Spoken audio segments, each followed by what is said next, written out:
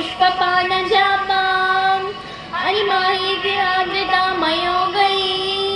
अवैज्ञेय विभागहे भवानी ध्याये संकासनस्तां विकसितपरदां पद्मसंतायताक्षी मेधावां नीतलस्तां कलकललितसेवमन्तां बलाङ्गीं सर्वालङ्कारयुक्तां सकलामयतां सर्वसुन्दां भवानीं श्रीविद्यां शान्तमूर्तिं सकलसुभतां सर्वसम्पद्दात्रीं श्रीनाथाश्री महाराजी श्रीवत्सिंहादणेश्वरी चिदग्निकुण्ड सम्भूता देवकाय समुद्यता